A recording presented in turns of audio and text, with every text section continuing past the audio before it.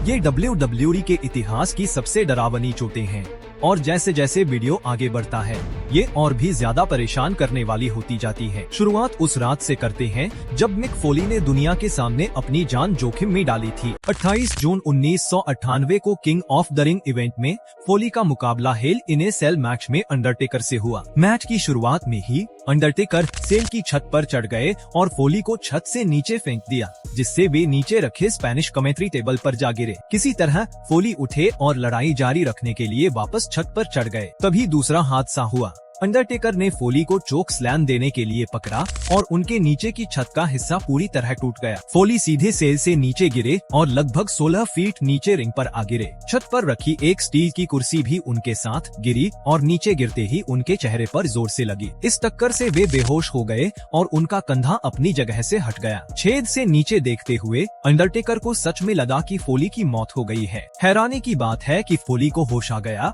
और उन्होंने लड़ना जारी रखने की जिद की। उन्हें जो चोटें आईं, उनमें कंधा अपनी जगह से हट जाना, होंठ बुरी तरह कट जाना और एक दांत का टूटकर नाक में फंस जाना शामिल था। फोली ने कहा है कि सिर पर लगी चोट की वजह से उन्हें मैच के बीच का हिस्सा लगभग कुछ भी याद नहीं है। इन सब के बावजूद उस रात के बाद वे WWE रिंग में कदम रखने वाले सबसे मजबूत परफॉर्मर्स में से एक के तौर पर जाने गए। लेकिन अगर फोली की उस रात ने यह साबित किया कि एक मैच में रेसलर के शरीर को किस हद तक आजमाया जा सकता है, तो अब ये कहानी यह दिखाती है कि कैसे एक गलत कदम सालों की मेहनत से बने करियर को बर्बाद कर सकता है। 21 मई 2001 को ट्रिपल एच रॉ में स्टोन कोल्ड स्टीव ऑस्टिन के साथ मिलकर क्रिस जेरिको और क्रिस बेनवा के खिलाफ लड़ रहे थे। मैच के आखिर में ट्रिपल एच जेरिको द्वारा ऑस्टिन पर लगाए गए सबमिशन होल्ड को छुड़ाने के लिए आगे बढ़े। हालांकि जैसे ही उन्होंने जेरिको को हटाने के लिए अपना बायां पैर जमीन पर टिकाया, उनके जांघ की मांसपेशी हड्डी से पूरी तरह अलग हो गई। न कोई बड़ा झटका लगा, न ही कोई जबरदस्त टक्कर हुई। यह बस एक आम सा मूव था जो एक गंभीर चोट में बदल गया। किसी तरह ट्रिपल एच ने अपनी भूमिका बनाए रखी और जांघ की मांसपेशी फटने के बावजूद मैच पूरा किया। यहाँ तक कि शो खत्म होने से पहले अनाउंसर्स की टेबल पर walls of Jericho submission hold का दर्द भी सहा। बाद में डॉक्टरों ने उनसे कहा कि शायद वे दोबारा कभी रेसलिंग नहीं कर पाएंगे। उनकी सर्जरी हुई और लगभग 8 महीने तक रिहैब चला, जिस वजह से वे उस साल WWE में चली इन्वेजन स्टोरी लाइन का हिस्सा नहीं बन पाए। जब वे आखिरकार जनवरी 2002 में मेडिसन स्क्वायर गार्डन लौटे तो उन्हें अपने करियर की सबसे जबरदस्त चीयरिंग मिली और कुछ हफ्तों बाद उन्होंने रॉयल रंबल भी जीता। लेकिन जहां द गेम चोट से उबरकर कई बार वर्ल्ड चैंपियन बने, वहीं अगली चोट ने एक रेसलर के करियर को इतना नुकसान पहुंचाया कि वह कभी ठीक नहीं हो पाया। दिसंबर 2006 में आर्मागेडन इवेंट में जोई मरकरी और जॉनी नाइट्रो की टीम ने टैग टीम चैंपियनशिप के लिए फेटल 4-वे लैडर मैच में हिस्सा लिया। मैच के बीच में मैट हार्डी ने मरकरी और नाइट्रो के सिर को कोने में रखी एक लैडर के खिलाफ दबाकर फंसा दिया। प्लान यह था कि उनके भाई जेफ हार्डी लैडर के उठे हुए सिरे पर लेग ड्रॉप करेंगे, जिससे लैडर का दूसरा सिरा ऊपर उछलकर उनके चेहरों पर लगेगा और एक जबरदस्त विजुअल सीन बनेगा। नाइट्रो ने समय रहते अपने हाथ ऊपर कर लिए और ज्यादातर चोट से बच गए, लेकिन बदकिस्मती से मरकरी ऐसा नहीं कर पाए। सीढ़ी सीधे उसकी नाक के ऊपरी हिस्से और आंख के सॉकेट पर जोर से लगी। उसे तुरंत चोट लगी और उसे रिंग से बाहर निकालकर अस्पताल ले जाना पड़ा। डॉक्टरों ने पाया कि उसकी नाक और आंख के सॉकेट की हड्डी कई जगहों से टूट गई थी। नाक और गाज के आसपास के घावों को भरने के लिए उसे 30 टाँके लगाने पड़े और बाद में उसने बताया कि कुछ ही मिनटों में उसकी आंखें सूजकर बंद हो गई थीं। कुछ महीनों बाद मरकरी WWE टेलीविजन पर वापस आया। तब तक उसकी हड्डियां ठीक हो रही थीं और उसने चेहरे पर सुरक्षा के लिए मास्क पहना हुआ था। इस घटना को हार्डीज के साथ उसकी चल रही दुश्मनी का हिस्सा बना दिया गया। फिर भी रिंग में उसका करियर कभी पूरी तरह पटरी पर नहीं लौटा और कुछ ही महीनों बाद मार्च 2007 में WWE ने उसे निकाल दिया। मरकरी आखिरकार एक अलग भूमिका में कंपनी में वापस आया और एक सम्मानित बैकस्टेज प्रोड्यूसर बना, जिसने द शील्ड के लुक को आकार देने में मदद की। लेकिन उन चोटों की बात करें जिन्हें फैंस ने लाइव देखा, तो हमारा अगला मामला मॉडर्न WWE का सबसे चर्चित मामला हो सकता है। जून 2022 में हेल इन ए सेल से कुछ दिन पहले ही कोडी रोड्स के दाहिने हाथ का पेक्टोरल टेंडन आंशिक रूप से फट गया था, लेकिन सेथ रॉलिंस के खिलाफ अपने मैच से हटने के बजाय उसने ट्रेनिंग जारी रखी। शो से पहले एक वर्कआउट के दौरान टेंडन हड्डी से पूरी तरह अलग हो गया। ऐसी हालत में ज्यादातर लोग रेसलिंग रिंग में उतरने के बारे में सोचते भी नहीं। लेकिन रोड्स फिर भी उतरा। जब उसने शिकागो की भीड़ के सामने अपनी जैकेट उतारी तो फैंस ने देखा कि उसके कंधे से लेकर पसलियों के नीचे तक का पूरा दाहिना हिस्सा चोट के निशानों से भरा हुआ था। घर पर बैठे कुछ दर्शकों को लगा कि यह मेकअप है, क्योंकि यह इतना गंभीर दिख रहा था कि असली नहीं लग सकता था। रॉलिंस ने बाद में माना कि पास से जो उसने देखा उससे वह हैरान रह गया था। उसने कहा कि उसने पहले भी फटी हुई मांसपेशियां देखी थीं, लेकिन ऐसा कुछ कभी नहीं देखा था। दोनों रेसलर्स के बीच लगभग 25 मिनट तक कड़ा मुकाबला चला, जिसमें रॉलिंस ने लगातार चोट वाली जगह पर हमला किया, जबकि रोड्स ने किसी तरह अपने घायल हाथ का इस्तेमाल करके वापसी की। आखिर में रोड्स ने अपना फिनिशर मूव लगाया और जीत हासिल की। इसके कुछ ही समय बाद रोड्स की सर्जरी हुई और उन्हें अपनी मसल्स को फिर से बनाने में महीनों लग गए। बाद में उन्होंने कहा कि अगर उन्हें दोबारा मौका मिले तो वे हर बार मुकाबला करने का वही फैसला लेंगे। जो घटना उनके करियर के लिए एक बड़ा झटका बन सकती थी, वह उनके करियर की सबसे चर्चित परफॉर्मेंस में से एक बन गई। लेकिन जहां रोड्स ने दर्द के बावजूद मुकाबला किया, वहीं हमारी अगली कहानी एक ऐसी चोट के बारे में है जिसने किसी का करियर तुरंत खत्म कर दिया होता और लगभग जान भी ले ली होती। समरस्लैम 1997 में स्टीव ऑस्टिन का मुकाबला इंटरकॉन्टिनेंटल चैंपियनशिप के लिए ओवेन हार्ट से हुआ। मैच के आखिरी पलों में हार्ट ने ऑस्टिन को पाइलड्राइवर मूव के लिए ऊपर उठाया, लेकिन मूव के दौरान ऑस्टिन का सिर बहुत नीचे था। जब हार्ट नीचे बैठे और उन्हें कैनवस पर पटका तो ऑस्टिन के सिर के ऊपरी हिस्से पर पूरा जोर पड़ा, जिससे उनकी गर्दन बुरी तरह दब गई। ऑस्टिन कुछ सेकंड के लिए तुरंत पैरालाइज्ड हो गए और उन्हें अपने हाथ पैर महसूस नहीं हो रहे थे। कमेंटेटर्स और खुद रेसलर्स ने कहा कि यह उनके द्वारा लाइव देखा गया सबसे डरावना पल था। जब अधिकारी यह तय कर रहे थे कि आगे क्या करना है, तो हार्ट को समय निकालना पड़ा और मौके के हिसाब से काम करना पड़ा, क्योंकि उन्हें पक्का नहीं था कि ऑस्टिन आगे लड़ भी पाएंगे या नहीं। धीरे धीरे ऑस्टिन के अंगों में सेंसेशन वापस आने लगी और वे रेंगते हुए रिंग के दूसरे कोने तक पहुंचे और हार्ट को रोल अप करके पिन करने में कामयाब रहे। बाद में डॉक्टरों ने पुष्टि की कि ऑस्टिन को रीढ़ की हड्डी में गंभीर चोट लगी थी, जिससे उनकी नसों को स्थायी नुकसान पहुंचा था। उन्हें चेतावनी दी गई थी कि गर्दन पर एक और जोरदार चोट उन्हें हमेशा के लिए पैरालाइज्ड कर सकती है। उस चेतावनी के बावजूद ऑस्टिन एटीट्यूड एरा के सबसे बड़े स्टार बने। हालांकि उन्हें अपना रेसलिंग स्टाइल बदलना पड़ा और कई खतरनाक मूव्स छोड़ने पड़े। गर्दन की चोट कभी पूरी तरह ठीक नहीं हुई और 2003 में फुल टाइम रेसलिंग से रिटायर होने के उनके फैसले में इसकी सीधी भूमिका थी। लेकिन अगर ऑस्टिन की कहानी यह दिखाती है कि कैसे एक मूव रेसलर का पूरा करियर बदल सकता है, तो अगली कहानी यह दिखाती है कि कैसे एक मामूली सा मूव पल भर में करियर खत्म कर सकता है। 11 मार्च 2022 को बिग ई ने कोफी किंगस्टन के साथ मिलकर स्मैकडाउन पर ब्रॉलिंग ब्रूट्स का सामना किया, जो एक आम टैग मैच जैसा लग रहा था। मैच के दौरान एक्शन रिंग के बाहर फर्श पर आ गया और हॉलैंड ने बिग ई पर overhead belly to belly suplex लगाने की कोशिश की, लेकिन इस बार ई हवा में पूरी तरह घूम नहीं पाए।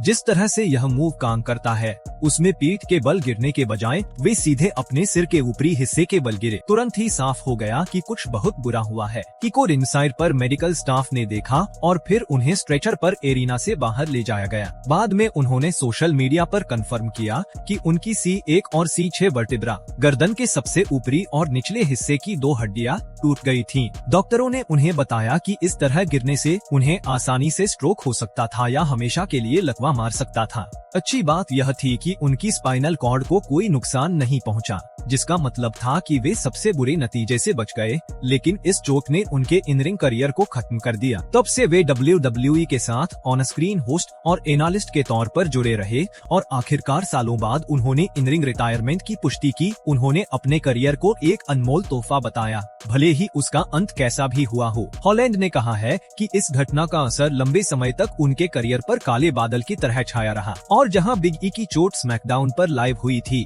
वहीं अगली चोट तब लगी जब कैमरे चालू भी नहीं थे। WWE के इतिहास में टायसन किर को लंबे समय तक उनकी काबिलियत के हिसाब से पहचान नहीं मिली। सिजारो के साथ उनकी जोड़ी ने फैंस का ध्यान खींचा था और 2015 के बीच तक ऐसा लग रहा था कि किर को बड़ा मौका मिलने वाला है। दुर्भाग्य से यह मौका मिलने से पहले ही एक अजीब हादसे की वजह से उनका करियर खत्म हो गया। जून 2015 में समोआ जो के खिलाफ एक डार्क मैच के दौरान जो के मसल बस्टर फिनिशर मूव से किर की रीढ़ की हड्डी हड्डी में गंभीर चोट आई और C2 लिगामेंट फट गया। डॉक्टरों ने बताया कि इस तरह की चोट में ज्यादातर लोगों के बचने की संभावना सिर्फ 5% होती है और उस रात के बाद किड ने WWE में कभी रेसलिंग नहीं की। उन्होंने कहा है कि वे इस घटना के लिए जो को दोषी नहीं मानते, लेकिन उस रात का पछतावा जो को सालों तक परेशान करता रहा। जहां किड का करियर एक डार्क मैच के दौरान खत्म हुआ, वहीं अगली चोट रॉ के मेन इवेंट में लाइव हुई। 27 जुलाई 2015 को रॉ के मेन इवेंट में जॉन सीना का मुकाबला सेथ रॉलिंस से हुआ, लेकिन मैच के बीच में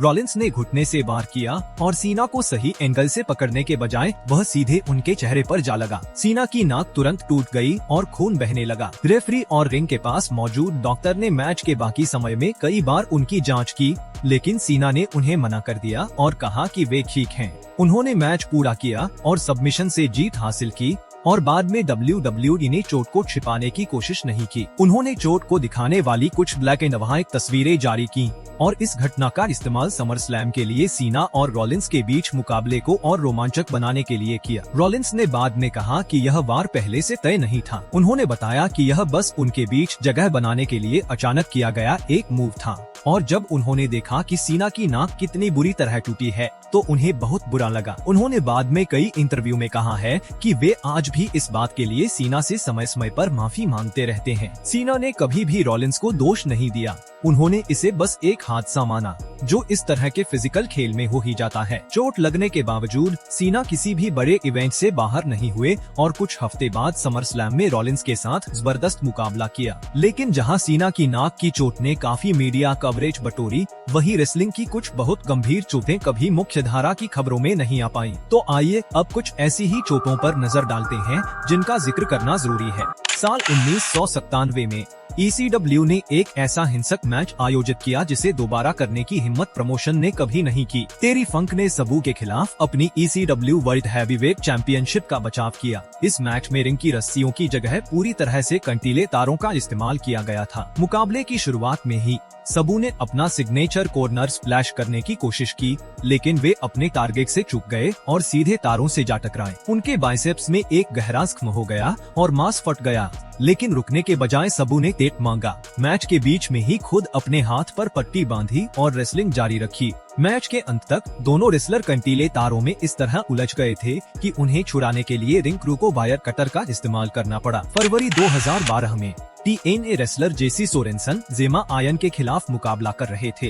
तभी एक स्प्रिंग बोर्ड मूव के दौरान आयन का घुटना सोरेनसन के सिर के किनारे पर जोर से लगा। सोरेनसन तुरंत गिर पड़े और हिल नहीं पाए। बाद में डॉक्टरों ने बताया कि उनकी रीढ़ की हड्डी के सबसे ऊपरी हिस्से की हड्डी टूट गई थी और स्पाइनल कॉर्ड के आसपास सूजन आ गई थी। कुछ समय के लिए उनके पैरों में कोई हरकत महसूस नहीं हो रही थी और उन्हें इंटेंसिव केयर में रखा गया, जिसके बाद धीरे धीरे उनमें हरकत वापस आई। आखिरकार वे पूरी तरह ठीक हो गए। हालांकि इस चोट ने उनके करियर की दिशा बदल दी। इससे पहले जनवरी 2001 में WCW के सिड विशियस पर मैनेजमेंट का दबाव था कि वे अपने आम पावर बेस्ट स्टाइल में एक जोखिम भरा एरियल मूव शामिल करें। इस 6-9 इंच लंबे रेसलर ने हफ्तों तक इसका विरोध किया था। आखिरकार वे एक टाइटल मैच के दौरान बीच वाली रस्सी से कूदकर मूव करने के लिए तैयार हो गए, लेकिन उतरते समय उनका पूरा वजन एक ही पैर पर अजीब तरह से पड़ा। जोरदार टक्कर से उनकी टिबिया और फिबुला हड्डियां टूट गयीं। उन्हें दोबारा सामान्य रूप से चलने फिरने के लिए पैर में स्टील रॉड लगवानी पड़ी और सालों तक रिहैब से गुजरना पड़ा। लेकिन जिंदगी बदलने वाली चोटों की बात करें तो हमारी अगली कहानी शायद इस पूरी लिस्ट में सबसे डरावनी है। 5 अक्टूबर 1999 को स्मैकडाउन की टेपिंग के दौरान पूर्व NFL खिलाड़ी से रेसलर बने ड्रोज डीलो ब्राउन के साथ रिंग में थे। मैच के अंत में ब्राउन को रनिंग पावर बॉम्ब मूव करना था, एक ऐसा मूव जिसे दोनों पहले भी स्मैकडाउन पर सुरक्षित रूप से कर चुके थे। हालांकि इस बार ड्रोज ने ढीली शर्ट पहनी हुई थी और मूव करते समय ब्राउन की पकड़ मजबूत नहीं बन पाई। जब ब्राउन ने उन्हें नीचे पटका तो ड्रोज लगभग सीधे अपने सिर के बल गिरे और दोनों का कुल वजन सीधे उनकी गर्दन पर पड़ा, जिससे उनकी रीढ़ की हड्डी तुरंत टूट गए। ड्रोज की तुरंत इमरजेंसी सर्जरी की गई, जिससे शायद उनकी जान बच गई। लेकिन जब उन्हें होश आया तो वे छाती के नीचे से पैरालाइज्ड हो चुके थे। उस समय वे सिर्फ 30 साल के थे। उसी पल उनका इन रिंग करियर खत्म हो गया। और उस घटना का फुटेज इतना दर्दनाक था कि WWE ने वह मैच कभी टेलीकास्ट नहीं किया। ब्राउन को बहुत पछतावा हो रहा था और वे जल्द ही अस्पताल में ड्रॉस से मिलने गए। उन्हें लगा कि ड्रॉस नाराज होंगे, लेकिन ड्रॉस ने उनसे कहा कि इसमें उनकी कोई गलती नहीं थी और यह बस एक हादसा था। ड्रॉस की जिंदगी के बाकी समय तक वे दोनों अच्छे दोस्त बने रहे। समय के साथ ड्रॉस के शरीर के ऊपरी हिस्से और बाहों में थोड़ी हरकत वापस आ गई, हालांकि वे जिंदगी भर छाती के नीचे से पैरालाइज्ड ही रहे। उन्होंने इस वजह से इस इंडस्ट्री से अपना नाता नहीं तोड़ा।